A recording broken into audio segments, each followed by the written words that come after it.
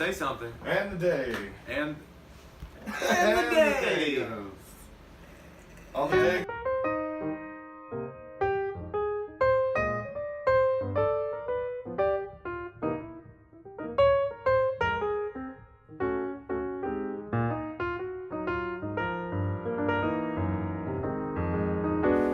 And they're off. yeah, off to the races. They're on the race. All right.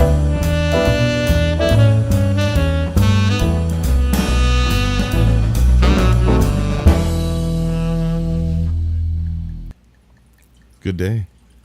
Oh, hey guys. Hey, it's Davvy here. I'm one half of a drink and a joint with Toby and Davvy. That's the other half. Oh yeah, Toby here. Yeah, drinking some Pinot. Got the Pinot Is in that the what glasses. this is? I'm not really a white I'm trying. guy. I got the Pinot in the glasses. I'm not really a white guy. I'm more Have a red. of a red guy. I'm more of a Native American guy. I can say that because I'm part Native American. Me too, bro. Sorry, we're in a different spot today. If you're watching YouTube, you're seeing us in a bit of a different light because we are in an undisclosed living room because we've been our regular studio space is controlled by a refrigerator and a stove. Yeah. We've been So we're on the couch. This is on the couch with Toby and Davvy. still a drink and a joint, but on a couch. It's kind of like when other shows go on the road. It'll be like the Smothers Brothers go to Jerusalem. You know? The Smothers Brothers. You don't remember the Okay, so No. the Marx Brothers go to Tanzania. All right. I like that one. I like that one. Can you tell me on the map where Tanzania is? On a map where Tanzania is? Yeah, of course. Can you? I mean, I could read it off of the map once I found it. Okay. Well, isn't that how you read a map? You find it on the map? Or Could you show me on a map? Yes, That's I can what mean. show you Like, on could where I point went on it a. Yes, out. Toby, I took third grade geography. I almost said so geometry. Geography. Third Ahead of our grade time. geography. All right. We might seem a little bit off today. We spent the whole morning tiling, Yeah, fixing the kitchen up. fixing up a kitchen. That's why we're in the living room now. Yep. In so many words, we had to retile Toby's kitchen, and that's just how things go sometimes. Sometimes you got to do that on a Saturday, and you got to push your podcast back to the time we would have started it anyways. But Right. you're a little more tired. Yeah, I'm gonna pep up. I'm gonna get there. Yeah, Get do through a this dab and wake chain. up, Toby. Yeah. Yeah, that's like impossible. It's very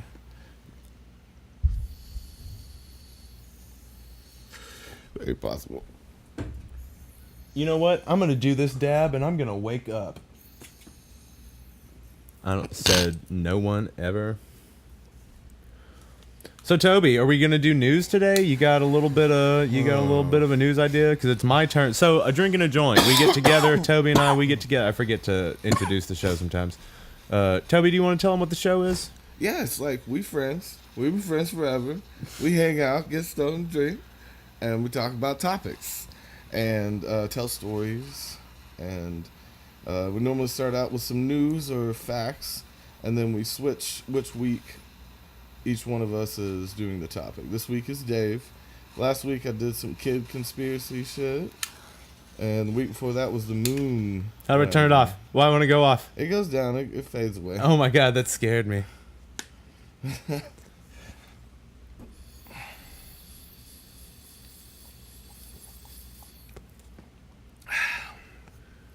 That's okay. Not All right. great. What's our news, Toby? News. Toby, news. Yeah. What? Thanks for the chant, guys. It's coming in hot with news.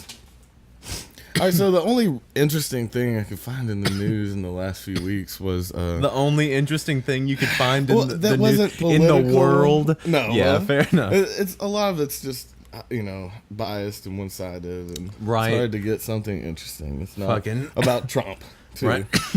But so this one's about an asteroid that has just gotten to our solar system, and it's Could now it be a orbiting our sun. disasteroid? It is huge for sure. So I'm gonna read about first. Yeah, give me a scope. Let's see. Astronomers recently scrambled to observe an intriguing asteroid that zipped through the solar system on a steep trajectory from interstellar space.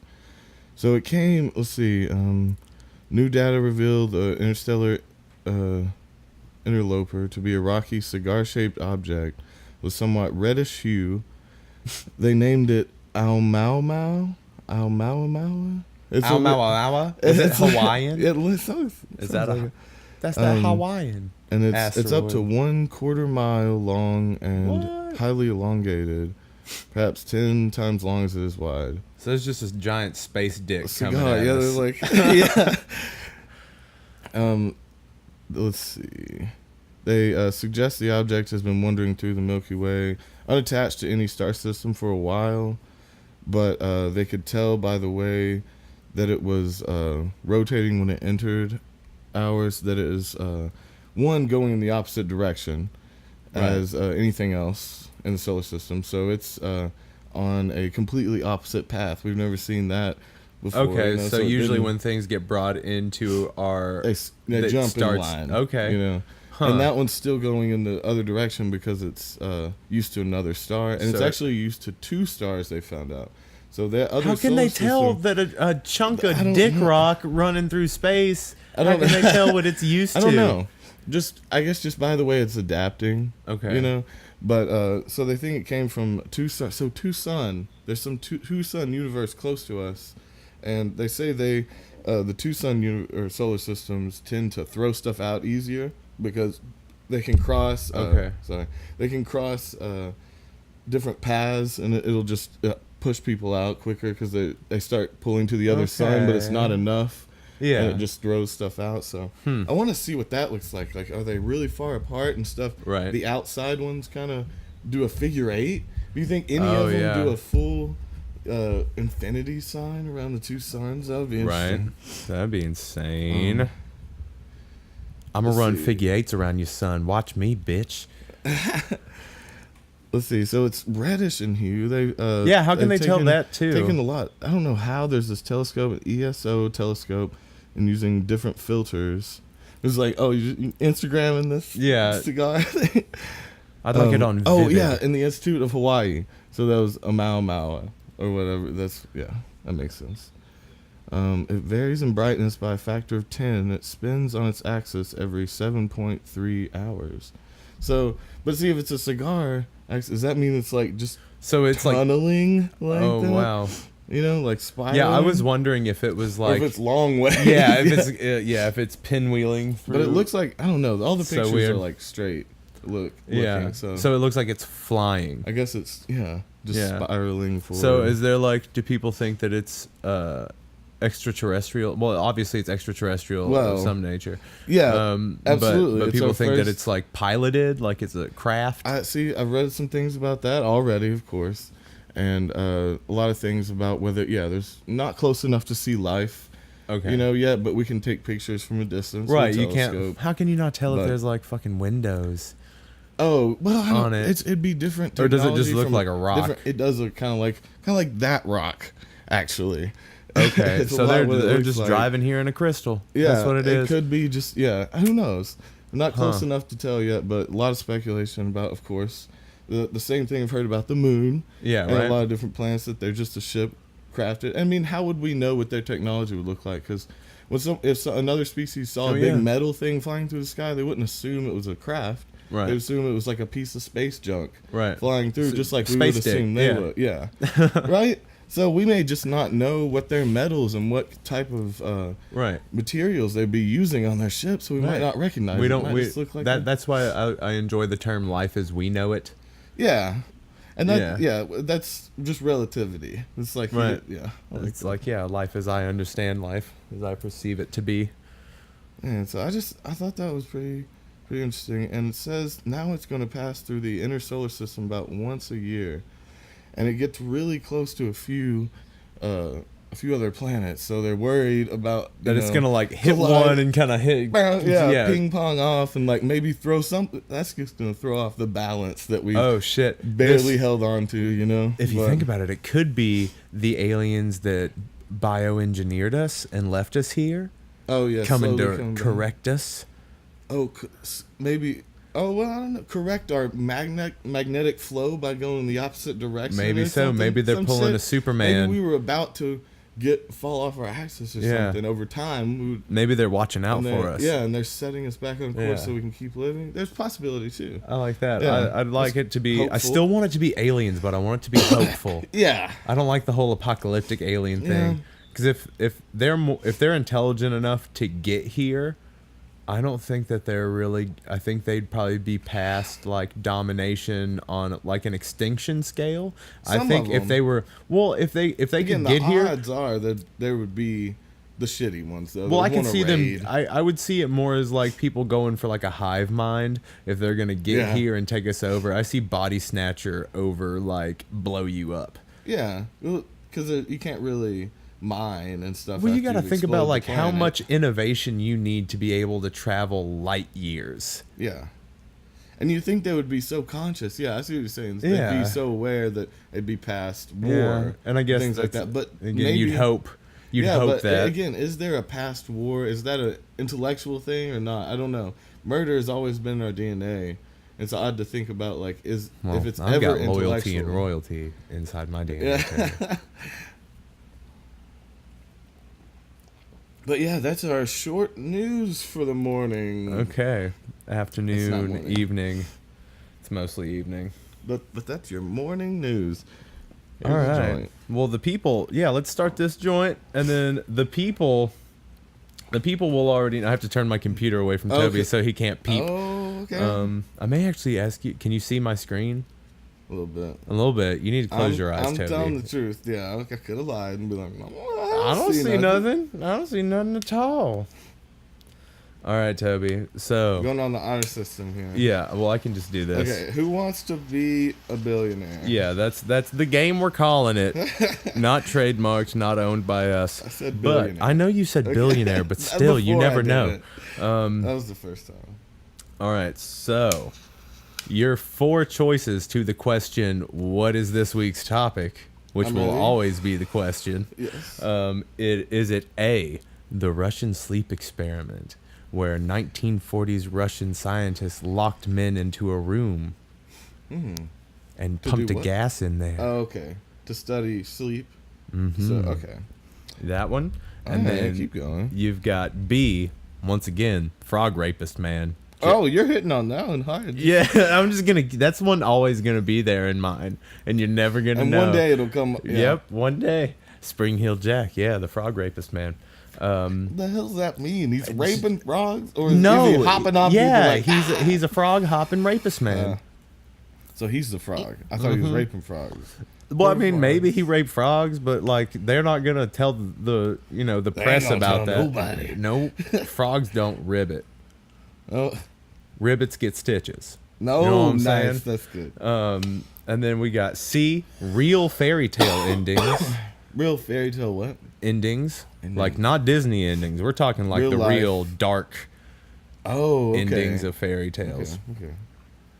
All right, and then D, A, B, and a third one not listed. Oh, you trying to pull me on me? Mm-hmm. Trying to be me on me? Mm-hmm. What are you gonna do about A, B, and one not listed? Right. That's almost an all of the above, but it's not quite. No, it's actually it's also a mystery box. It's an all of the. It's a most of the above in a mystery box. I see. Okay, so behind one could be one's just one of them, but the mystery box could be anything. Yeah. So give me my first two. Give me rundown real quick. You got Russian sleep experiment. You got frog rapist. You got real fairy tale endings, and you got A, B, and a third not listed. See, you want me to pick D. I know you do. So I'm gonna go A. You think it's A, the Russian sleep experiment? You're part right because it is D. Okay. It is A, B, and some not listed. So See, that day you thought be the rapist. I didn't think you would put that shit in there. You'd think I'd save that one, but no, I'm getting it out of the way early. We're doing Spring-Heeled Jack. We're doing Spring-Heeled Jack. We're doing the Devil's you threw me off Footprints. because you literally just said it'll always be a thing. Yeah, you dick. Yeah. I should have gone with my gut and picked D. Yeah, because it's just your thing. I knew you'd want to do it, but then I also knew you would go against. You would fight against it. It looks like a trap. Yeah, exactly. I know you too well. Shit. Okay. There you go. So we're gonna start with Spring-Heeled Jack. And, all right. There are times when Spring-Heeled Jack appears in literature, often as a villain, other times a hero. You could even say in some instances that he is a precursor or proto-version of a modern-era superhero, a la Stiltman from Daredevil. It's a really shitty superhero. Stiltman? You don't know who Stiltman is?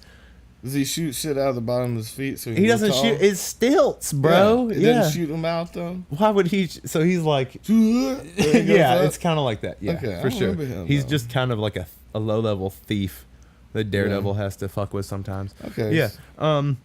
But what is most intriguing is the fact that Jack is based on true recorded events and a real person of 1830s Victorian England who apparently could leap over tall walls and onto rooftops with ease. He would batter men, try to rape women, and would even spit fire from his mouth, all while eluding capture.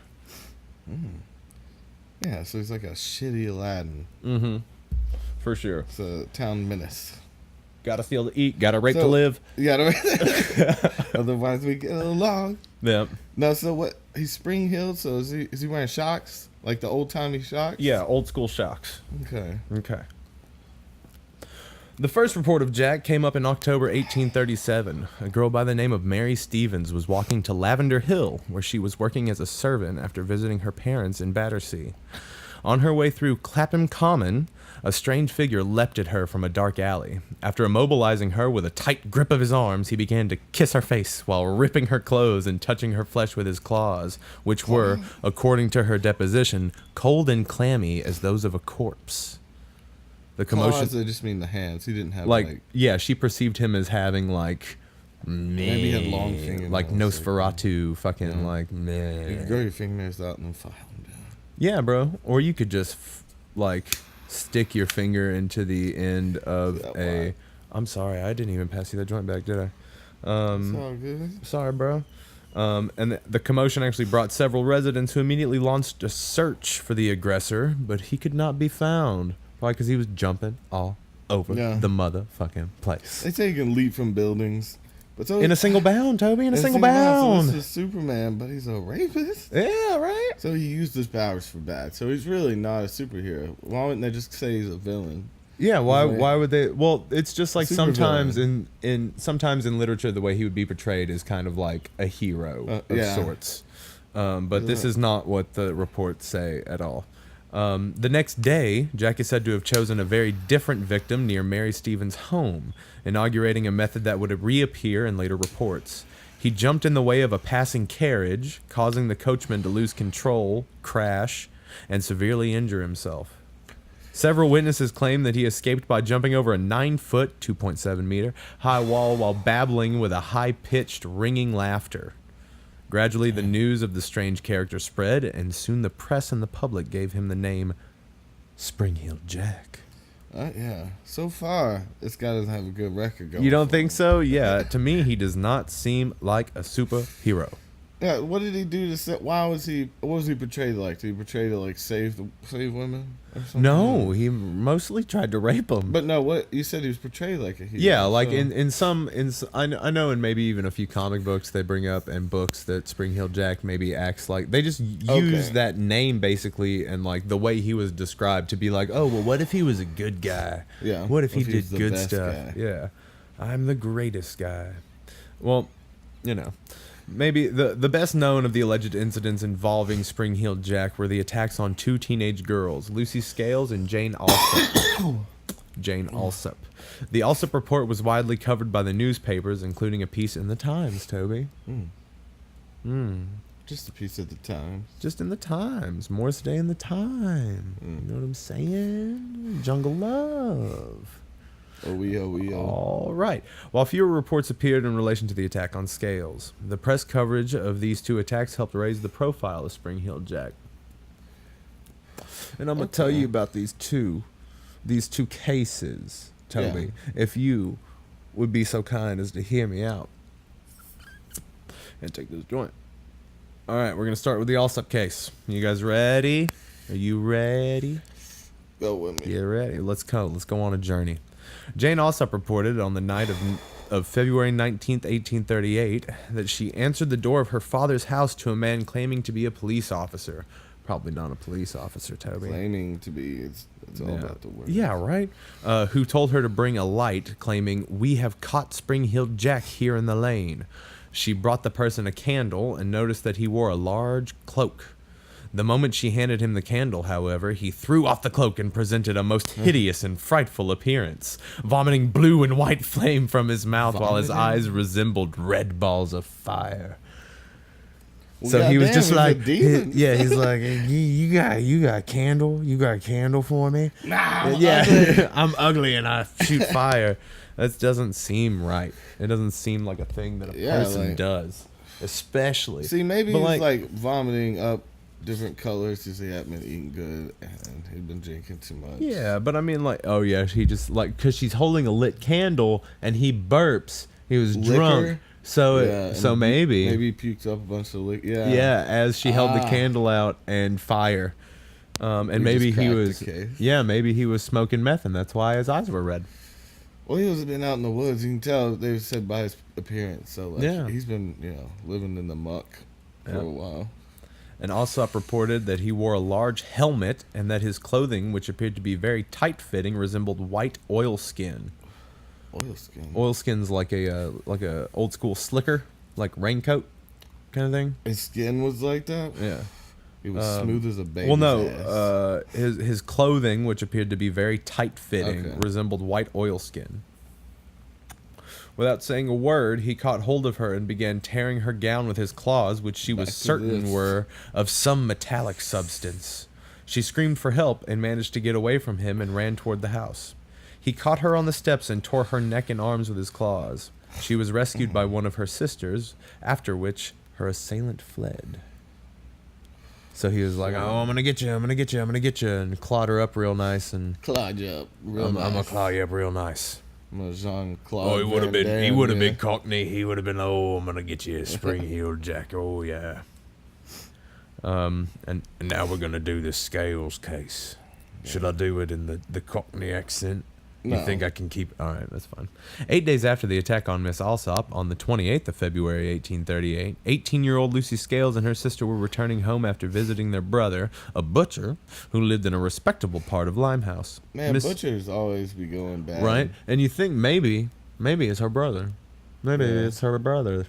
Well, they always blame the butcher, but the butcher has seen, just like a doctor... You know what? They've seen a lot of blood, and they've seen a lot of... They've opened some shit up. I've seen a lot of blood. It's easy for them. I think it's easier for them to kill. Why are we popping so much? It's crazy to me. I don't get it. I hate it.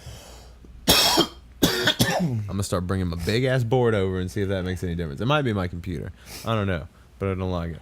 All right. Miss Scales stated in her deposition to the police that she and her sister were passing along Green Dragon Alley, obviously not the best place to go, Green Dragon Alley.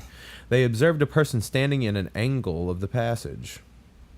She was walking in front of her sister at the time, and just as she came up to the person, who was wearing a large cloak, he spurted a quantity of blue flame.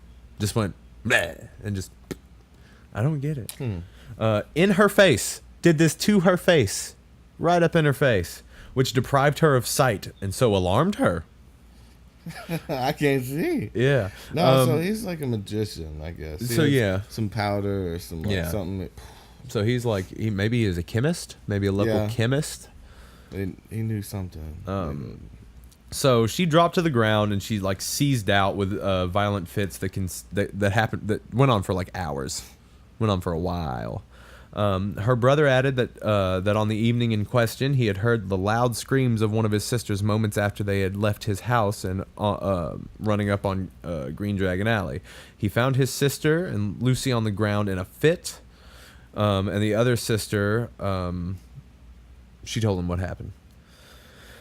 She described Lucy's assailant as being of tall, thin, and gentlemanly appearance. So he may have seemed like guy. Right. So it could be very different.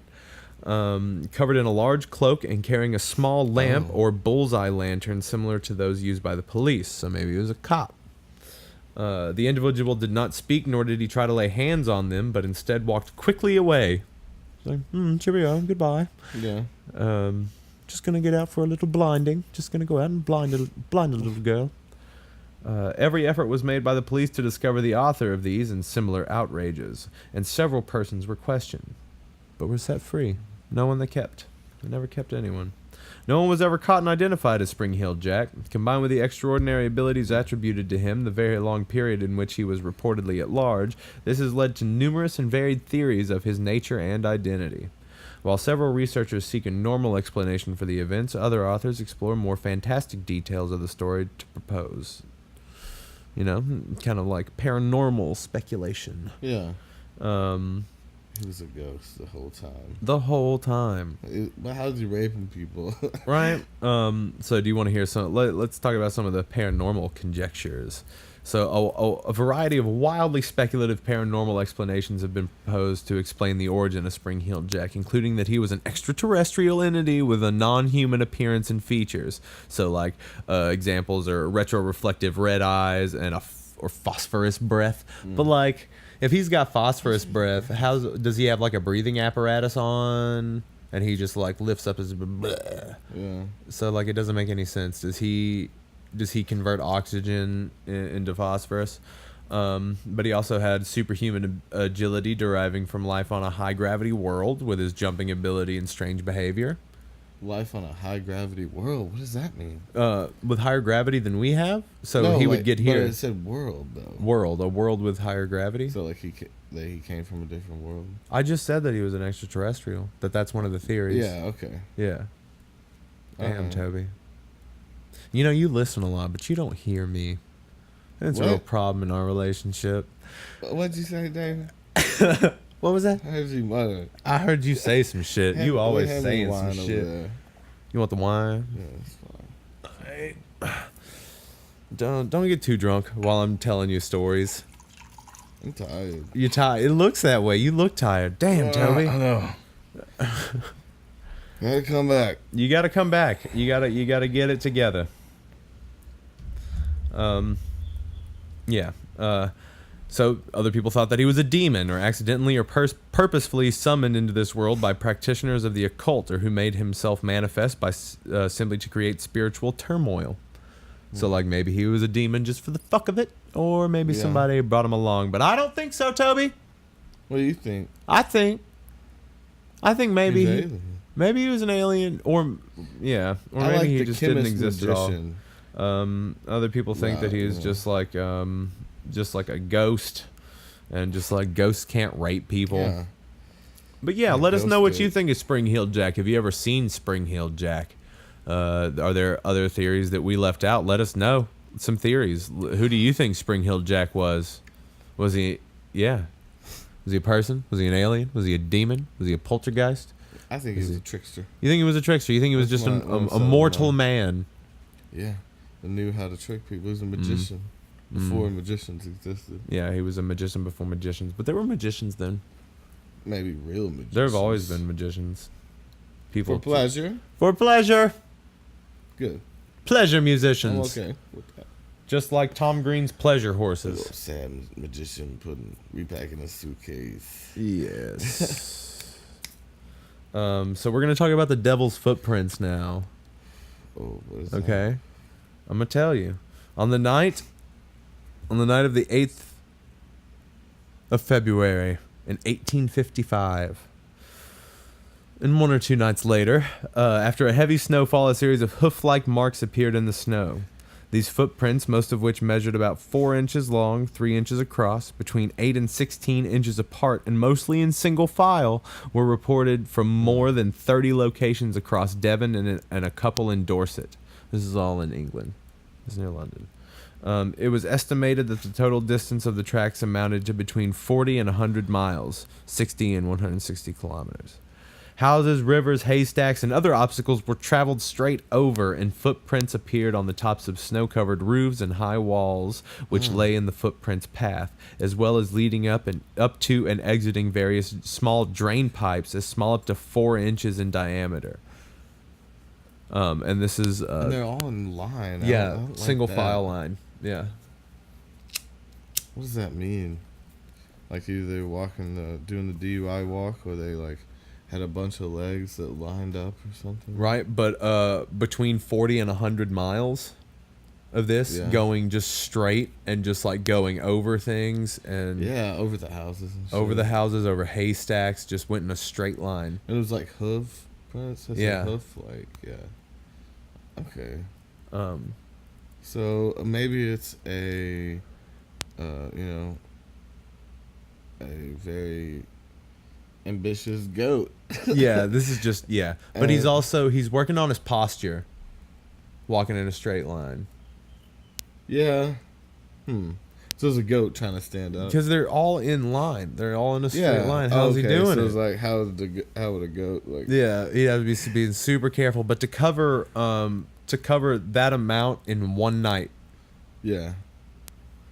I don't know. All right, so this is an excerpt.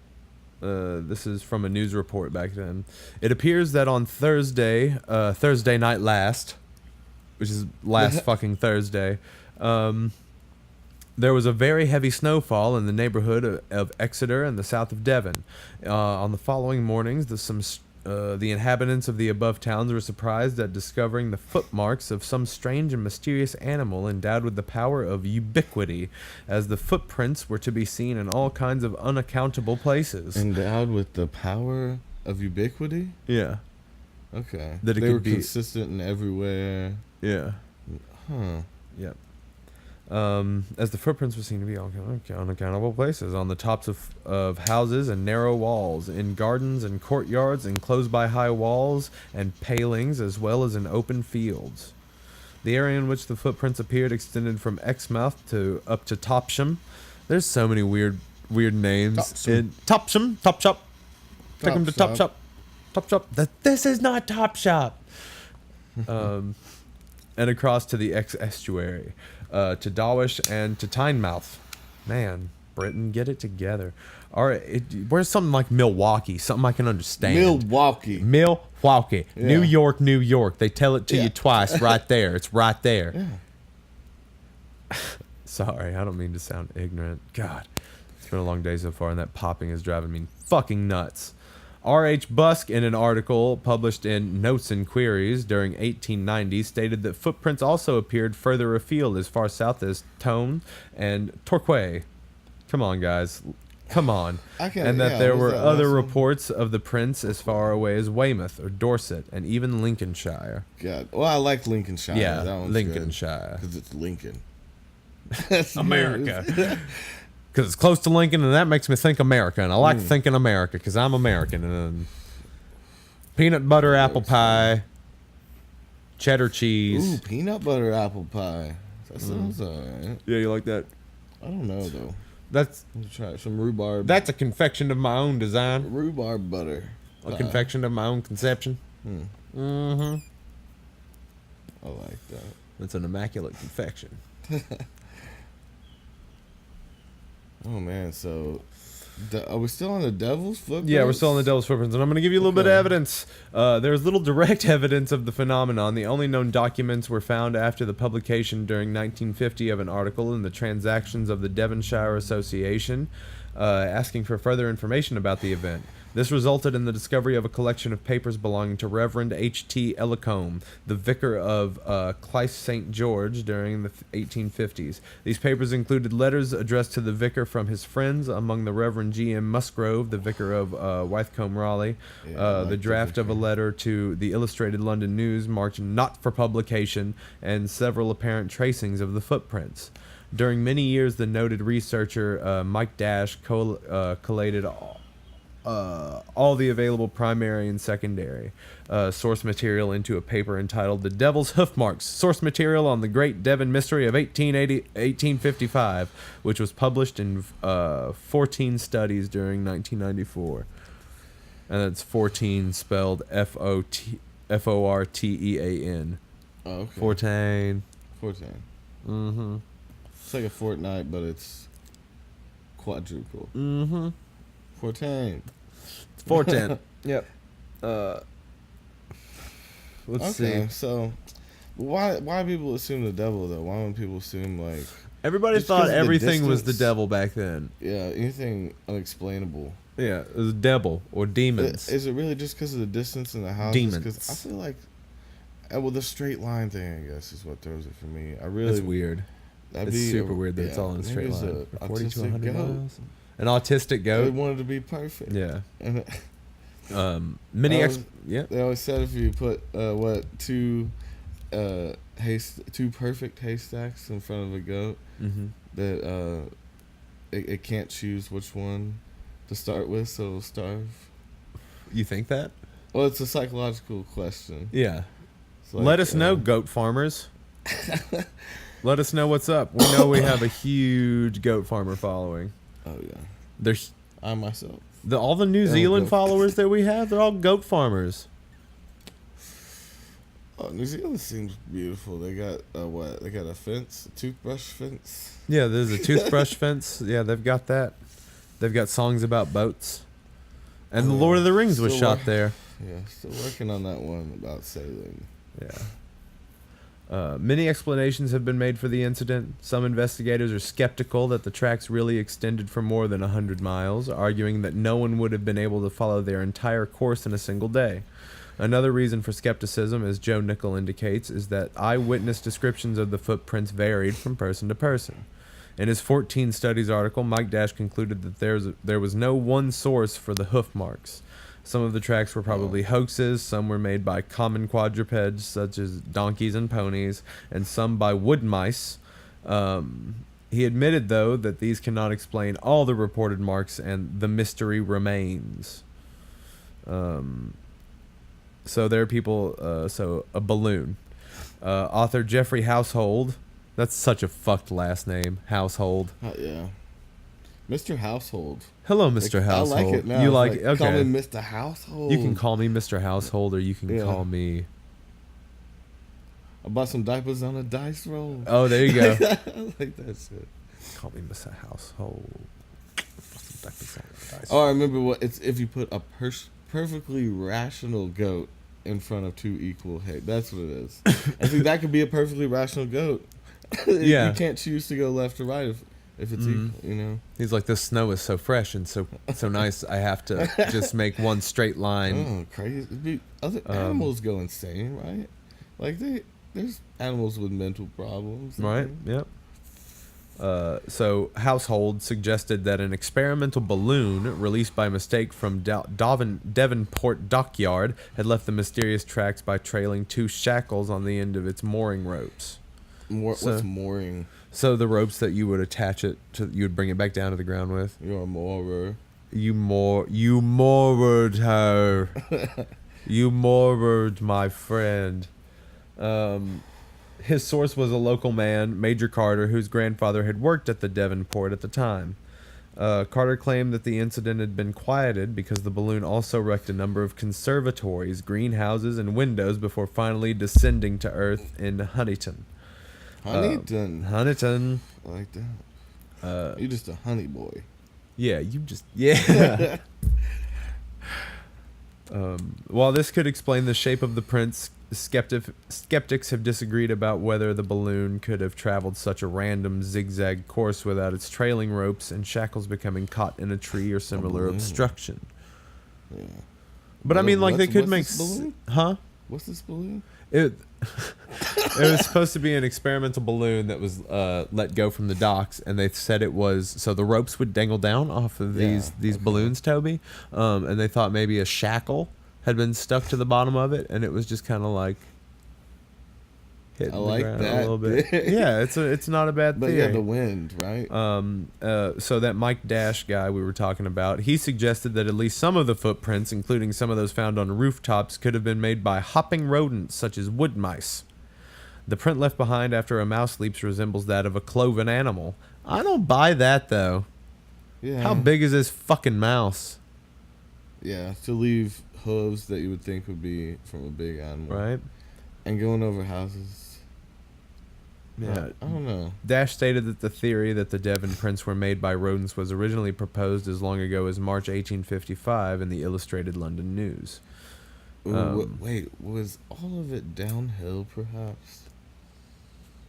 Why do you say that? Like, what if there was a big wooden wheel with like little marks with like spikes on it? Yeah, but how do you And explain it rolls. going up over roofs? Well, if it was and snow, things? there'd be a big banks, and they could roll off, fall off, and keep rolling if it was all downhill. Yeah, you're right about that. But I don't if it's like a town, like a flat town. Yeah. I don't know. It is also often suggested that the footprints were merely a case of mass hysteria caused by the sightings of various animal attacks and assuming them to be the same. Mass hysteria. Ooh, I love that one. Mm-hmm. I've thought about that a lot. Like, fucking my favorite's a red light. Like, imagine a red light, or don't imagine one that is that other people see. Right. And then a whole city imagines a red light, and then the state recognizes that people see a red light there, and put up the red light in the past. Yep. And there's always been a red light there, you know. Yep. I like the idea of mass hysteria though. It's like, I want to do something crazy. I want to make like drag. I want to be like in the street. There's a dragon. I see the dragon. Oh yeah, I see that dragon. I see the dragon. Oh, y'all see the dragon? Say yeah. About that. The leprechaun thing. What if they actually saw a leprechaun because there's so many people that believe in it? Yeah, I see it? that leprechaun. What if they literally Everybody sees a leprechaun. Yeah. Yeah. I mean, Mass anything can be a leprechaun. I like that though. Yeah. Anything can be a leprechaun. Yeah. Mm-hmm. Someone put a hat on a possum. Yep. Make it a leprechaun. Yeah. Speaking of little animals like that. In a letter to the Illustrated London News during 1855, Reverend G.M. Musgrave wrote, "In the course of a few days, a report was circulated that a couple of kangaroos escaped from a private menagerie." I love that word. Private. Yeah. Menagerie. That's like those open roof rooms, but it's inside the house. It's a menagerie. That shit's cool. Welcome to my it's like menagerie. you're like walking, you walk to a room and you get rained on or some shit. Oi, Squire, meet me in the You menagerie. have to have a glass menagerie, not an open air. Give me that glass menagerie. Yeah, that sounds like a drug. I Yeah. like it. You got that glass menagerie? Come on now, give me that glass menagerie. It seems, though, that nobody ascertained whether the kangaroos had escaped, nor how they could have crossed the estuary. And Musgrave himself said that he invented the story to distract his parishioners' concerns about a visit from the devil. It's like, no, it's not Satan. It's a kangaroo. It's a kangaroo. Satan is a kangaroo. They always should have put the two theories together. Yeah. I like that. Kangaroos, though. They have to be walking sideways or something. Their legs are too far apart. Wait, are we still talking about devil footprints? Okay. Yeah, we're still in the devil. You're going to know when we start talking about the Russian sleeve experiment. That shit's fucked. Into it. Yeah. Did you know kangaroos were put to sleep by the Russians? Yeah. Okay, so this is the last theory. During July 1855, a Professor Owen stated that the theory that the footprints were from a badger. Mm. He's like, it's a badger, bro. So, yeah. Badgers do this shit all the time. You ain't never seen badger prints? That's so weird. Me? I'm a badger guy. Nice to meet you. My name's Professor Owen.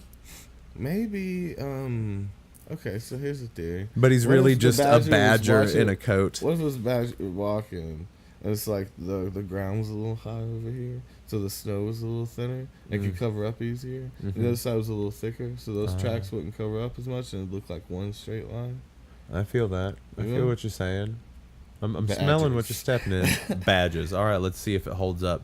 So he was arguing that the animal was the only plantigrade quadruped we have in this island, and it leaves a footprint larger than would be supposed from its size. So he's like, first of all, this is the only thing it could be. This is it. And it leaves a print bigger than you'd think. You fucking idiots you big dumb don't dummies. know badgers.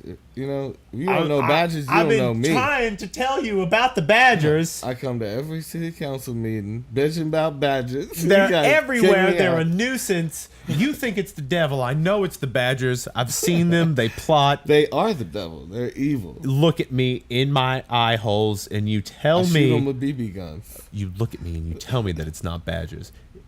It's badgers. They didn't have BB guns. How old is this? 1855. The number of footprints he suggested was indicative of the activity of several animals because it is improbable that one badger only should have been awake and hungry. Yeah. It'd be so many badgers. You're lying. Yeah, they're pack mentality. He's like, not only is it badgers, but it's more than one badger. All of you don't understand that it's badgers. You think it didn't look far and wide enough. You would have seen plenty. You focused on the one track of 1 foot of one badger. Why do you think it's badgers so much? It's like they always go in a straight line. Like that's what I measured my house off of. Badgers. I mean, I will admit that I love badgers. Yeah, I will say that. DUI checkpoints. But you can't deny that this was badgers. It was a whole mess of them. Idiots. Yeah. Oh, so they were walking in a line. But still, no. Boop, boop, boop. We are badgers. We are badgers. They were on a. It was cold. They were like saw something warm in the distance. Like I'm gonna walk straight fucking there. I'm gonna badger this up. I'm gonna be such a badger here. Oh god. Yo, beer me that badger. Yep. What you doing, girl? Give me that badger now. All right, are you ready for the Russian sleep experiment? All right. At the end of this, I want you to tell me. What do I get to take? Huh? You're doing it on me. At the end of it, I just want you to tell me if you think that what you think about it. Just tell me what you think. If you think it's like real. Like real. Yeah. Okay. So there's a chance it's not real then. Yep. Oh. All right. Russian researchers in the late 1940s kept 5 people awake for 15 days using an experimental gas-based stimulant. They were kept in a sealed environment to carefully monitor their oxygen intake so the gas didn't kill them, since it was toxic in high concentrations. This was before closed-circuit cameras, so they only had microphones and 5-inch thick glass porthole-sized windows into the chamber to monitor them. The chamber was stocked with books, cots to sleep on, but no bedding, running water and toilet, and even enough dry food to last all 5 of them for over a month. Okay. So they're what kind of dry food was it? Does it say? It doesn't say all bananas. It's all just dried banana chips. Yeah. It's just to fuck with them.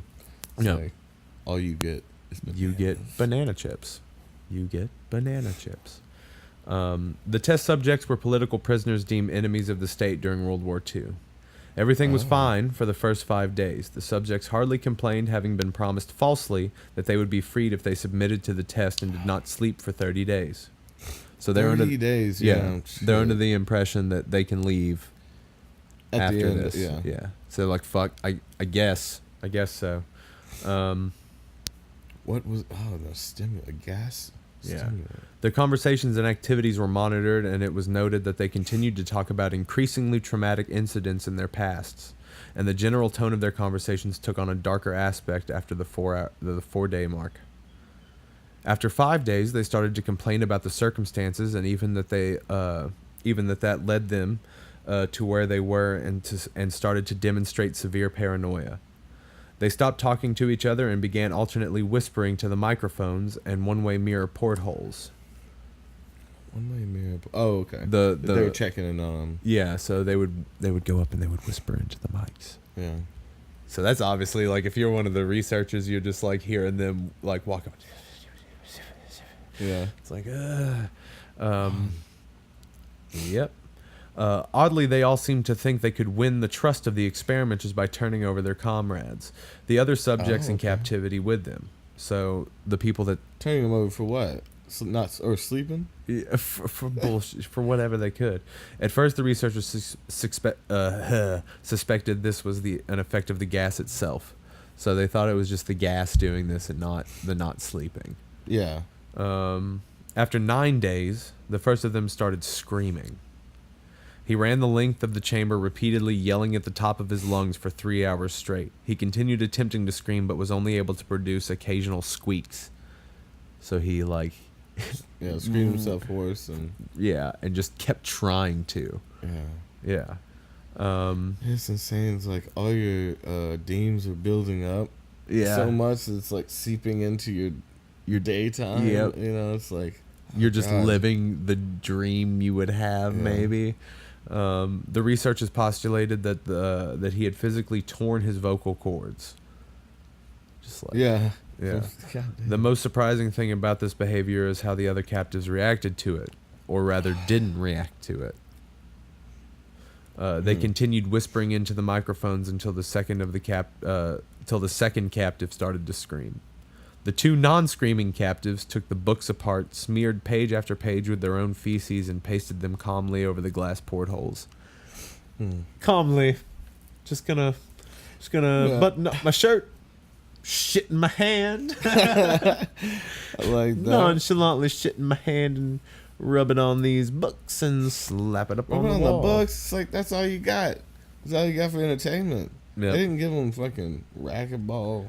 I mean, like badminton, but something. Yeah, but check this. Once they covered the portholes, the screaming stopped, and so did the whispering to the microphones. Once they covered the portholes, the researchers couldn't see them anymore. Oh, and so they stopped screaming, and stopped talking into the microphones. After 3 more days passed, the researchers checked the microphones hourly to make sure they were working, since they thought it was impossible that no sound could be coming with 5 people from inside. So it's just they're doing silent. It to fuck with them. It's just silent. Make them seem like they're going crazy. Maybe. The oxygen consumption in the chamber indicated that all 5 must still be alive. In fact, it was the amount of oxygen 5 people would consume at a very heavy level of strenuous exercise. So they're like, yeah, they're not making any noise. On the morning of the 14th day, the researchers did something they said they would not do to get a reaction from the captives. They used the intercom inside the chamber, hoping to provoke any response from the captives they were afraid were either dead or vegetables. So they thought maybe they just went catatonic, or they finally died. Because they weren't moving now, making no noise, but still consuming oxygen. Right. They announced, "We are opening the chamber to test the microphones. Step away from the door and lie flat on the floor, or you will be shot. Compliance will earn one of you your immediate freedom." To their surprise, they heard a single phrase and a calm voice respond, "We no longer want to be freed." Debate broke out amongst the researchers and the military forces funding the research. They're like, "What did we do?" Yeah, they don't want to. We've broken them. Yeah, they broke. I didn't think this would happen. Yeah. I think we fucked them up. So he's like, "No, I don't want to. This is my home now. We are here now. We have always been here." Like, you need to go sleep. Bro, you need to take a nap, man. Take a dab. Have a dab nap. Wake up refreshed. Yeah, you are too high strung right now, my friend. You need to smoke a doja, and you need to take a little ZZZ. What's wrong with him? Unable to provoke any more response using the intercom, it was finally decided to open the chamber at midnight on the 15th day. The chamber was flushed of the stimulant gas and filled with fresh air, and immediately voices from the microphones began to object. 3 different voices began begging, as if pleading for the life of loved ones, to turn the gas back on. Yeah. They were so addicted to it. The chamber was opened, and soldiers went in to retrieve the test subjects. They began to scream louder than ever, and so did the soldiers when they saw what was inside. 4 of the 5 subjects were still alive, although no one could rightly call the state that they were in life. Yeah. The food rations past day 5 had not been so much as touched. There were chunks of meat from the dead test subjects' thighs and chest stuffed into the drain in the center of the chamber, blocking the drain and allowing 4 inches of water to accumulate on the floor. Precisely how much of the water on the floor was actually blood was never determined. Yeah. All 4 surviving test subjects also had large portions of muscle and skin torn away from their bodies. The destruction of flesh and exposed bone on their fingertips indicated that the wounds were inflicted by hand, not with teeth as the researchers initially thought. Closer examination of the position and angles of the wounds indicated that most, if not all of them, were self-inflicted. That's crazy. I know. Okay, so I mean, dude, so 15 days away. It's like the whole time I was thinking about my friends. It's like I've had some friends that have like told me they were pushing the issue and they thought they were like somewhat superhuman after like 3 or 4 days, and they kept pushing and pushing that. Yeah. And I was thinking about that. It's like the mind starts to, I guess, deteriorate, and like it seems that it do replenish. Your body doesn't replenish as well. It's like, but there, it's not, but I don't know. The people I've seen do that, it's not like they lost energy though. Right. They lost understanding. Yeah. A little bit. They're losing a little bit of like the lines. So yeah, they just went insane. The other one died. Did they kill it and rip off his thighs or something? Mm-hmm. They kind of tore him apart so they could be in water. What was it? And they weren't talking. See, that blows my mind because I feel like they'd all be like, "Okay, we're gonna," It's like, I kind of want to be in water. Don't you guys want to swim? You remember what swimming? It's like, yeah, it's like manipulating each other. But maybe they were talking telepathically. Mm-hmm. They've been up for so long next to it, yeah, and with each other so long. The abdominal organs below the rib cage of all 4 test subjects had been removed. The ribs? All their abdominal organs below the rib cage. Oh. While the heart, lungs, and diaphragm remained in place, the skin and most of the muscles attached to the ribs had been ripped off, exposing the lungs through the rib cage. All the blood vessels and organs remained intact. They had just been taken out and laid on the floor, fanning out around the eviscerated but still living bodies of the subjects. The digestive tract of all 4 could be seen to be working, digesting food. It quickly became apparent that they were digesting what was their own flesh that they had ripped off and eaten over the course of days. So they were eating themselves. Yeah. They were mono cannibals. Yeah. I don't know. That's odd. So that's like some I mean, I'll eat other people, but I prefer to eat myself. I just taste better. Yeah. I tried him. I don't like it. I don't like it. No. Phil tastes kind of weird. Yeah. Not down.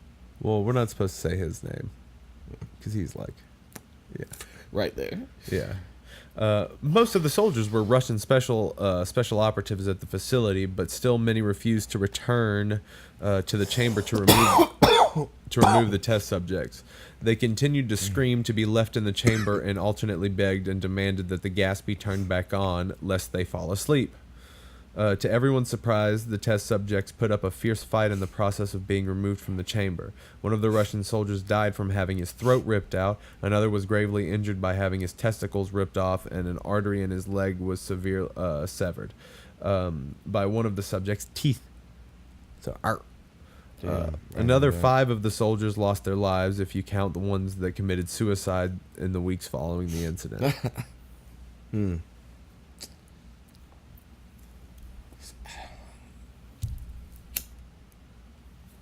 So where are we? What's our longest? I don't know like how long we are right now. I've taken people like 7 days and studied them. What happens to the mind? Right. I mean, is this not letting you know? But no, what is it? What is this? What was wrong with their mind? What made them turn into a cannibal just because they haven't slept, you know? Yeah. Is this parts of their mind dying?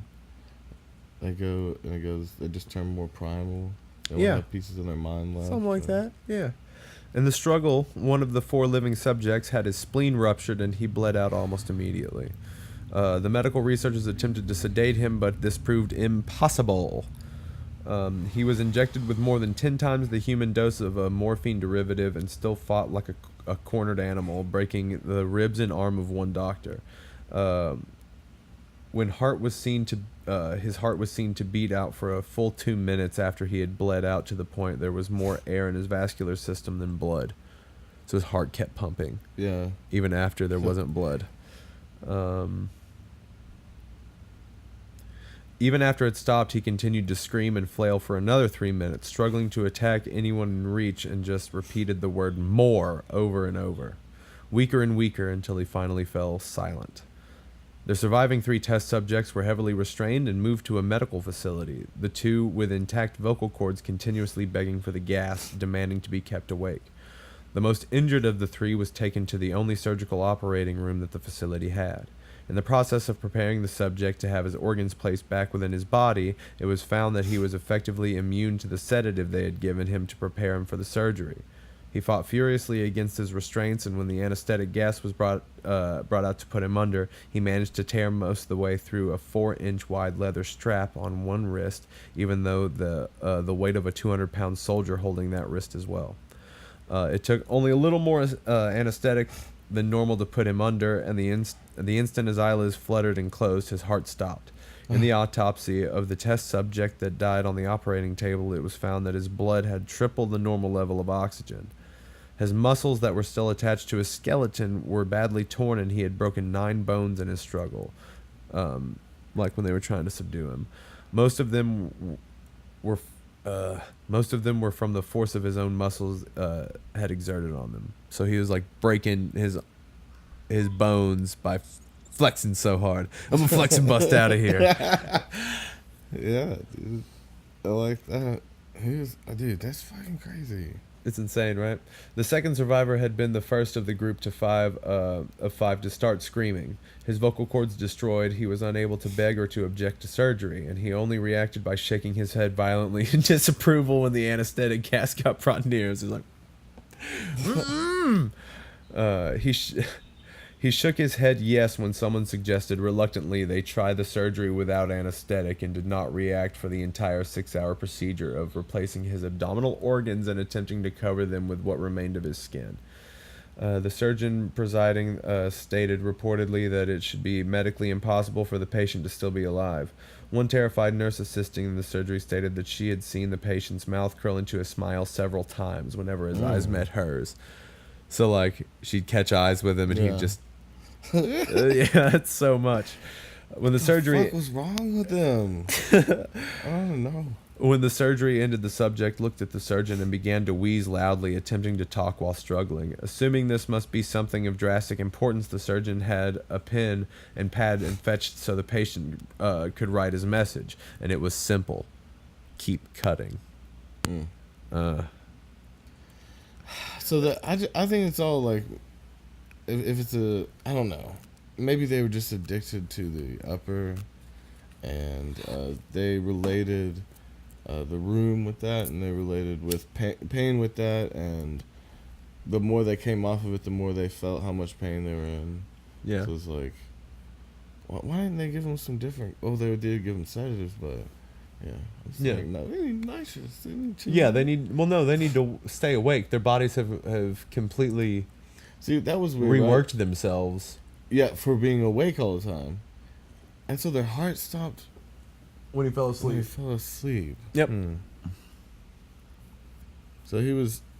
It's like, that's the opposite of hibernation, right? It's like they go into a mode to where they're prepared to be awake for a long period of time. Yeah, so they take their organs out because they got to have them right next to them. Yeah, what? So what? I got to have that? So I'm really awake, and so think? it makes more sense for me to have... All my shit where I can I've see got it. to eat myself. So first of all, I cut out. I saved so much money. They had a bunch of food there too. It's like not like they starved them. So it's like, no, I don't want the banana chips anymore. I will eat myself. I'm completely self-reliant. Yeah. I'm self-sufficient. I don't even need this. I don't need this. I'm gonna eat that, and I just need to have. It makes so much sense. I move my organs right next to me, and I lay them on the floor in a really nice pattern. Digesting is easier. If I want to pee, I just press my kidney. Oh shit. The other 2 test subjects were given the same surgery, both without anesthetic as well, although they had been injected with a paralytic for the duration of the operation. The surgeon found it impossible to perform the operation while the patients laughed continuously. Once paralyzed, the subjects could only follow the attending researchers with their eyes. The paralytic cleared their system of any abnormality for a short period of time, and they were soon trying to escape their bonds. This is normal. I see a normal dude here. This is great. You see? He's great. I don't see shit. I see what you see, Doc. Yeah. You paying me? Nothing. Whatever. The moment they could speak, they were again asking for the stimulant gas. The researchers tried asking why they had injured themselves, why they had ripped out their own guts, and why they wanted to be given the gas again. Remain awake.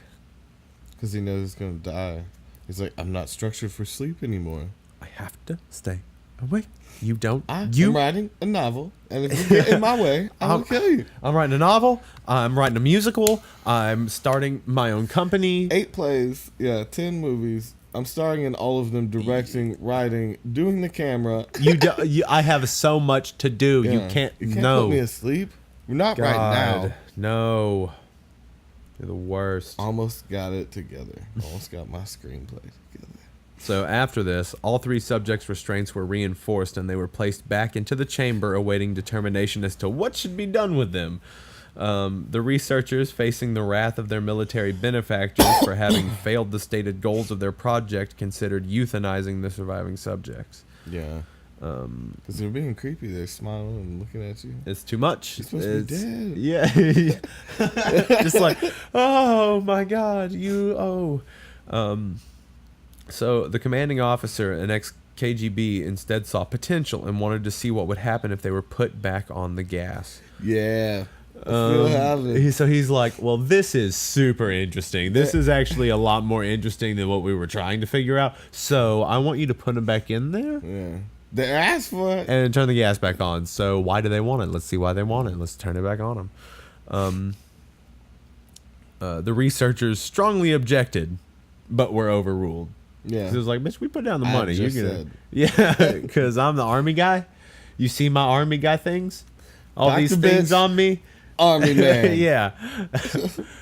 Excuse me, Dr. Bitch. In preparation for being sealed in the chamber again, the subjects were connected to an EEG monitor and had their restraints padded for long-term confinement. To everyone's surprise, all 3 stopped struggling in the moment it was let slip that they were going back on the gas. It was obvious at this point that all 3 were putting up a great struggle to stay awake. One of the subjects that could speak was humming loudly and continuously. The mute subject was straining his legs against the leather bonds with all of his might, first left, then right, then left again for something to focus on. The remaining subject was holding his head off of his pillow and blinking rapidly. Gotta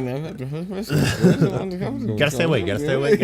Gotta blink to stay awake. And the guy was like, yeah. I'm running. I'm playing basketball. You're running for your life right now, Bernard. All right.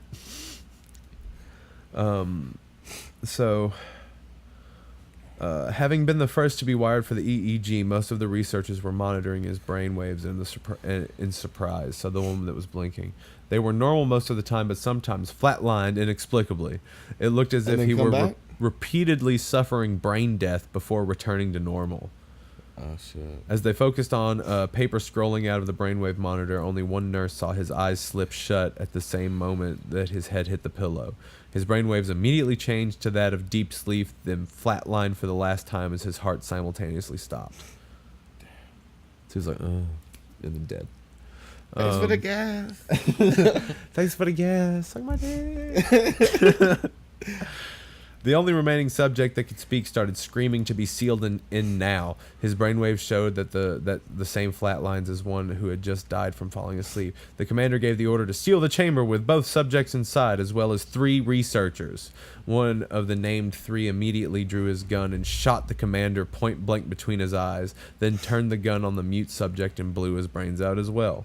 He pointed his gun at the remaining subject, still restrained to a bed as the remaining members of the medical and research team fled the room.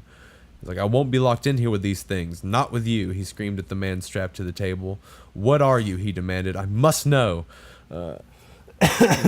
So the subject... I am just a man. Yeah. With a plan. Yeah. He's like, I should buy me right now. You shouldn't be alarmed.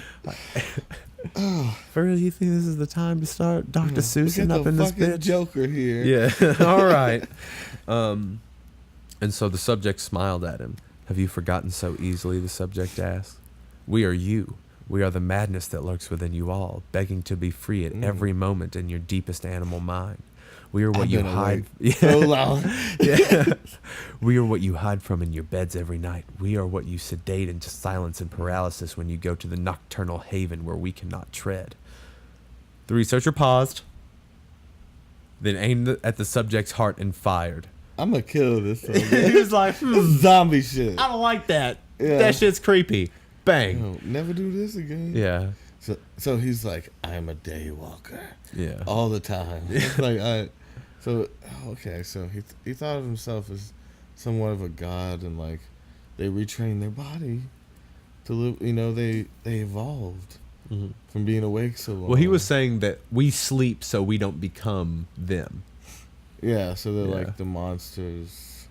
That we all are if we don't sleep. So I need my sleep. yeah, you kidding me? If I don't Yeah. have 18 hours of sleep I am not a myself. day, yeah, man. Yeah, so that was the Russian sleep experiment. What'd you think about it, Toby? Isn't that shit crazy? Yeah, dude, it was flabbergasting. It flabbered my gaster. It flabbered your gas all over the place. No, that shit, it's crazy. It's crazy. So that I can't believe that. I don't know.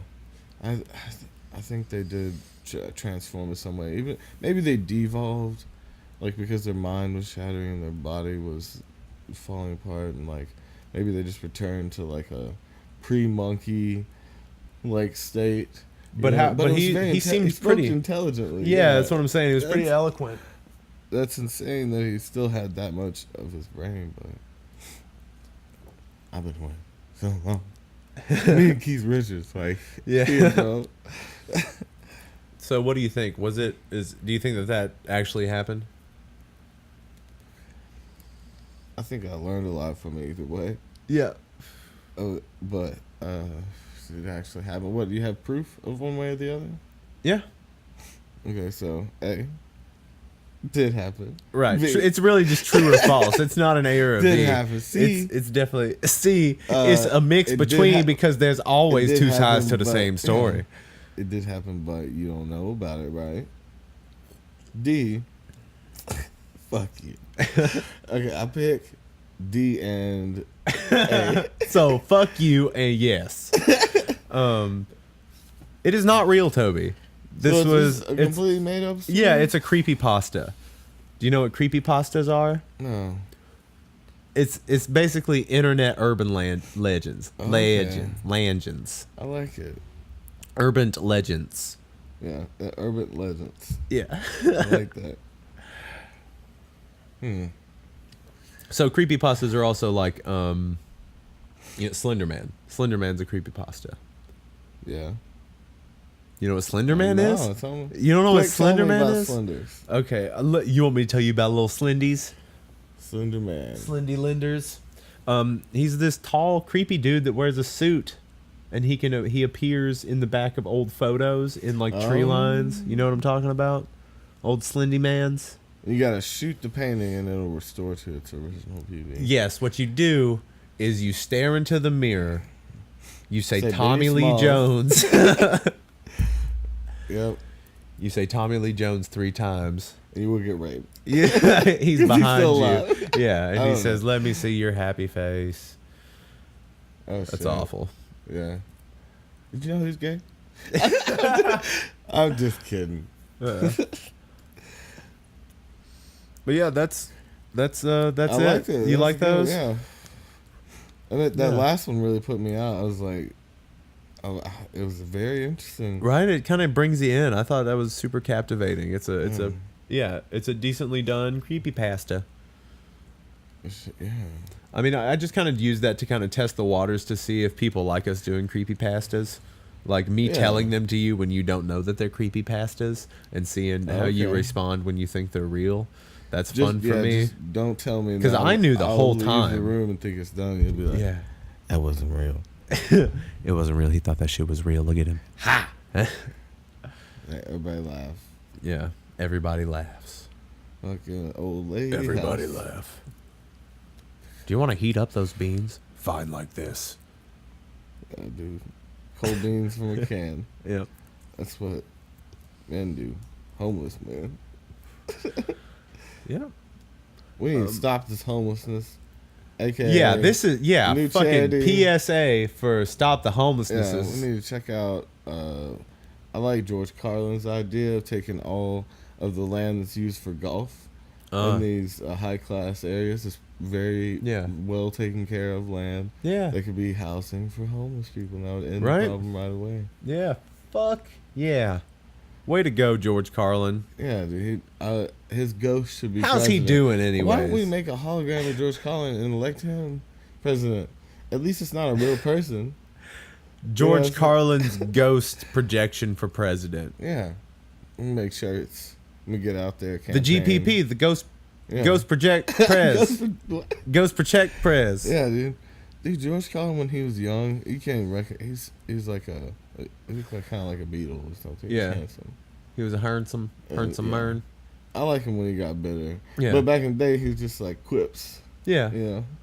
Tell me Well, he's living there. let's move into a new realm. Tell me what you've been watching. What have I been watching? Yeah, what you've been watching. Oh, okay. I don't know.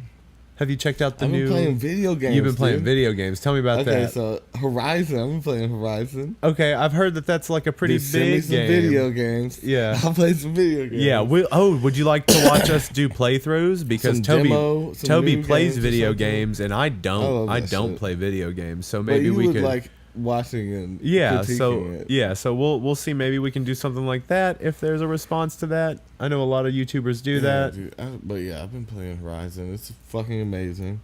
Yeah, Like, not to spoil it, but it's like some heady tribe, post-apocalyptic. There's like future weapons. Oh yeah, because and- they're all dready, right? yeah, That's what's up. And robots that and different animals, you know, and like one's like brontosaurus type and Brontosauruses. like, you can ride some of them, and there's like big ass birds and shit. It's like Aw, shit, prehistoric yeah. future. I'd It's be like a just perfect- riding eagles everywhere. Yeah, Because But Gandalf that was shit right. is You fly, beautiful, fly, you like- fools.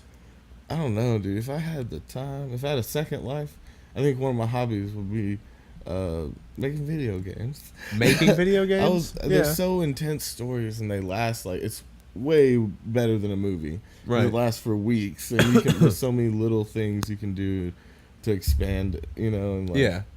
I Maybe don't we know. should do. Maybe we'll do a video game episode. That'd be cool to do, like the history of some Oh shit! Yeah. some video game or something like that. Not Mario or Sonic, because everybody does those. Crash Bandicoot. That's you wanna my do, boy. You want to do the unsolved mysteries version of Crash Bandicoot. Crash Bandicoot Yeah. shows up. Crash We can do a Bandicoot test. on. We're gonna play 2-player Crash Bandicoot, and we're gonna try to name moments in history that changed our life as quick as we can while we're beating levels. Moments in history, so not in our life, but like from what we know of history that so- changed our lives. Oh, and so see, that could expand to a lot of things. Like, oh yeah, so like what happened in Whether history what that we're changed my life. told Well, if we're is talking right. about just things that happened that could have possibly made different timelines, I'm going to say JFK being assassinated. Okay, Because so I think that didn't happen happened. in my It didn't timeline. happen in my timeline. Oh no, I don't remember that. I've been accosted. Yeah, that Future Bunny, Future Coming Bunny at accosted you. me. Xena Art. Xena Art And always plus- in the background. Plus This it's is my Toby. drunk ass bitch. Yeah. And this is Elvis. This is Elvis You Aaron know. Presley. Yeah. That's his middle name, right? Aaron? Aaron? That sounds right. Aaron? What's this kid do? No. What's his kid do now? It's like Peyton. Or what's that kid's name? You talking about the girl? Yeah. Priscilla was the wife. Is it not Peyton? Peyton Presley? That sounds bad. It sounds bad, What so I is don't it? think that's real. Lisa Marie. Lisa Nah, Marie. that's not the one I'm talking Yeah, about. that's the one that married Nick Cage. The one. Oh, shit. Yeah. Nick Cage is crazy. Can we talk about Nick Cage for a minute? Let's take a second. Let's take a second Take and a break face down. off. Let's take it into the cage with Nick Cage. We're going in the cage with the cage. So he was the worst Indiana Jones I've ever goddamn seen. You know what? I love the National Treasure movies. I fucking love them. I do. I love them. You're He's saying this- hilarious. No, because if you watch it as a serious movie, it's awful. But if you watch it just to watch Nick Cage and the way he acts through a scene, it is the most hilarious thing. If you're going through and chopping up memes, it's funny. Dude, but yeah. If you're constantly looking through a meme filter, maybe I just take it too seriously. But it's presented so serious. That's what's funny, maybe. There's just this one Maybe scene I don't get what's funny. in National Treasure 2 where he's in a dumbwaiter with his girlfriend or wife or whatever, and like he's got like they're like stuffed in this dumbwaiter with some flowers, and the flowers are up in his face, and she's like looking all pissed off, and he's like got the flowers in his face, and he's like, "You smell good." And that shit is so fucking funny to me. Man. It is the best to me. He's so ridiculous. Yeah. He's an insane person. I would watch You know, he called the cops once for a comic book that he thought got stolen from his house. Turns out it was just in another room. Yeah. So has he got in trouble? I want him to get in trouble for some shit. He got in trouble yet? He's almost out of money, so he might do something to get in trouble because he spends his money. He doesn't keep any of his money, really. He spends it as he gets I want to see it. him in a porn called "Journey to the Center of the Girth." Do you really want to see Nick Cage in that, or do you just want to see a porn with that title? I don't know. See, if he's gonna go, he should just go out there. He should make funny porn. Maybe that should be a new section. Well, yeah, because all he's doing now are like B Netflix movies, and what's the difference in that and porn? Penetration. First off, P and the G. Yeah. Always wear a C.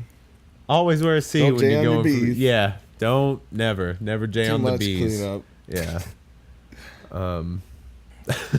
Oh man, I'm just like looking at my happy birthday balloons. Yeah. Like, I have a horrible birthday. Yeah, off screen you've got man. everything we've shoved out of frame. Yeah, everybody else's life. Yep. So are you gonna ask me what I've been watching or what I've been? How are you? How am I? Davvy? You want to talk about me finally? Tell me, your emotional discoveries recently. Man, that's Tell a me- little too my emotional discoveries. Well, I've found that I believe. You ready for this? I'm gonna get I up don't on my know. soapbox. I'm gonna get up here, and I'm gonna tell you how I think it Soapboxes is. are real small. I feel like. I'm gonna. This is a crate. A soap crate. I guess so. I guess. I'm gonna stand on 2 crates. I'm really trying to lord for this. So, now that I'm up here, You tie your feet to them when you got some snowshoes. goddamn, it's a good idea. Fashion tips with Toby. That's a new video. Fashion tips of the early Renaissance era. It's just gonna be you. Tie a cloak to a Yeah. cloak. You know what? You got extra you know what rags? you can do? If you Pants. got milk crates in your backyard, you can put your feet in them shits and you can duct tape them through the Snowshoes. bottom. Snowshoes. You got snowshoes. Where do you live? You live where there's snow? Did you hear what I said? Snowshoes. Snowshoes. Damn. Snowshoes. Okay, so he's like handicapped from Alaska. You come up to Alaska, you come get your snowshoes. No. Come on up to Alaska, you get your snowshoes, and we're gonna put them on your snowshoes. Yeah. You grabbed your milk crates and you got your snowshoes. You duct tape them on there with your duct tape. And then you go and you grab your tennis rackets. Now, you'd think that you'd better off putting your tennis rackets on your feet for your snowshoes, but that's not the best thing to do for your snowshoes. No, not when you're playing tennis later that day. Because everybody knows that you got to get your exercise in when it's snowing outside. And what's the best exercise when it's snowing? It's tennis. Don't forget. You break it down, you take your snowshoes. Match later. We do have a snow tennis match. It's very cold where we're at. Snow tennis sounds pretty cool. What if it was balls on fire? How about we put the ball on fire and it melts, so so your court starts. Wouldn't you use just a different ball? No, a different put gas all over it. Gas on an actual tennis ball, and then you're just going on at ice court. On an ice court, so it's gonna starts to melt it. But it's gonna go out as immediately as it touches the ice. I think there's a flaw in your logic. Gas though, half of it doesn't touch it. So you think it'll just still know. I mean, I don't know. And keep going down. We'll see next summer, next Olympics. Next Olympics, here we come. Olympics. Yeah, dude, I've always Toby and Davvy are going to be game. there. We're coming to the Olympics, and we're going to play. We're going to talk shit. We're gonna, we're not going to do anything, but we're going to get high and we're going to talk shit. So much shit. That'll be awesome. We got to go to the Olympics now. Yeah, dude, I'm sold. Just walk around doing the tennis screams. Yeah. We'll set up a booth. We got to rent a booth. We're live from the Olympics. Yeah. Oh, look at this terrible shit. Did you see that? They have a disgusting display earlier. And she stuck her landing. I really wanted her to break an ankle. I really love when fat old men critique these young athletic beautiful. Yeah. Oh, she just couldn't stick. Bitch, you couldn't even walk out there. Who made you an expert? But that's the juxtaposition of it. Oh, look at my hat. Juxtapose. I know you're supposed to read it juxtapose, but I refute that. It's an art mag. It's an art mag? Yeah, a zine.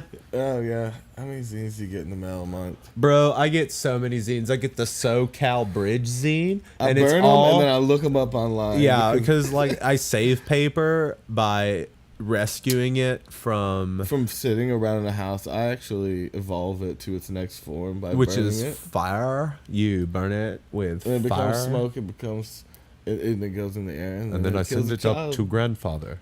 Yeah. And grandfather blesses us with corn. Oh yeah, what was his name? Oh, it was grandfather that we wrote a song. It's It's some ancient shit. Yeah. Ancient shit. Yeah, it's a good one. In my perspective and in the overall scheme of things. Yeah, we wrote that song to be pretty ancient. You guys don't know what we're talking about, but that's fine. Writing songs. We were writing a song about a Native American man driving through the snow on a horse, and yep, that's about that. It's different. So it's a little bit different. Yep. Well, naturally. See, that's my point. Naturally, we should keep going. Naturally, yes. Let's just. There's no stopping. We actually. Once the punch. Yeah. Yeah. Everybody takes a little day trip around the crunch. Yeah. Crunch time. What do you know of the crunch?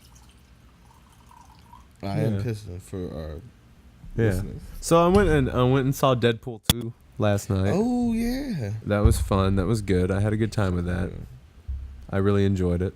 Ryan Reynolds was hilarious, and Josh Brolin was actually pretty hilarious too. I enjoyed it. I'm not gonna spoil it for you or anything right now. So this isn't really a spoiler discussion or anything. But no alerts. No alerts. No spoiler alerts or anything. But it's really good. I enjoyed it. That's cool. It was kind of hard to follow at points the way it's shot. Maybe the way that they had to cut it for theaters. It's a little disjointed choppy at points, and it's hard to kind of remember a specific scene. Yeah. It flows really well though, but there's a lot of misdirection in the marketing material. Maybe that's a spoiler, maybe not. But I don't give a fuck because I saw it, and if you haven't yet, like Toby, then that's your goddamn fault. It's your goddamn fault. It's been out for 2 weeks now, and that's just kind of all you get now to check things out. Yeah, don't last. Yeah. But we've also been watching Detroiters, which is a good show. We watched that on our lunch breaks with that this week since we've been working on Toby's Kitchen. Yeah. Yeah, I love them. They're like the best friend relationship I wish I had. You know what I mean? Thanks, Toby. I mean, you know what I mean? Fuck, We're Toby. not that weird. Then what the fuck are we? Then what the fuck is this, Toby? Everybody always tried to define my relationship. Motherfucker. But no. You always do this to me. I never did nothing I always to nobody. put an extending hand out of being a brother and close what I was friendship, saying, and what I get is a drunk. Fuck you. Let's fight in the yard. Hey, I'm done fighting in yards for now. But no, what I was saying was, come on, they were weird. Yeah, they are. That's weird. what's funny. That's true. The fact that he needs him to rub his belly strange. So he can poop. It's hilarious. Yeah, we ain't like that. Yeah, I like that corporate shit too. Yeah, it's corporate's a good show as well. Boom. Yeah. I would want to find out where your boomers from, man. Yeah. Where are you getting those boomers from? Where can I find boomers in Logic Pro? That maybe it's just like a regular boom, slowed boom. Yeah. Like slowed down a lot and put through a filter of sorts. Shit. It's horrific sounding. Yeah. Ooh, I like it. Well, Toby, I think we can call it. I think we've gone long enough. Well, yeah, this was fun. Love everybody. Well, tell them how they can reach us, Toby. My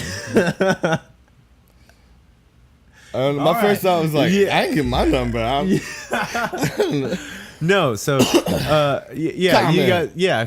on YouTube, and you can also email us. You know, we'd like to hear your thoughts on the way the show's going. Let us know. You can comment that below if you're on YouTube. Yeah, I'm open to a lot of ideas. Yeah, let us know what you'd like to hear us talk about.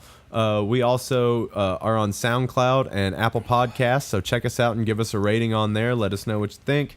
And you can also always email us at lucidproductionspresents@gmail.com. You can send us feedback and theories and suggestions and whatever you like. Nothing inappropriate, please. Yeah, unless Talking to you, Greg. Unless it's 3 a.m. Toby, no. Oh. God, no, Toby. Dangerous. Yep. But as always, we love you. We'll be back next week with something else to talk about. And something else to smoke and something else to drink. Yeah, Toby. We will see. Yep. And it's my turn to do the news. Yep. Excite your pants off. Excite my pants right off. Keep me on the edge of the seat, but make sure my pants are off. Well, if you're on the edge of the seat, your pants get caught. And so when you sit back down, wow. Oh, no. Oh, no. All right. Well, tell them bye, Toby. Bye. Boom. Boom. That's what I wanted, though. Yeah, where is that? Where is the laser button? Laser button. Here we go. I'm actually going to put one in post. Yeah, just right there. I did that with my mouth. All right. Goodbye, guys.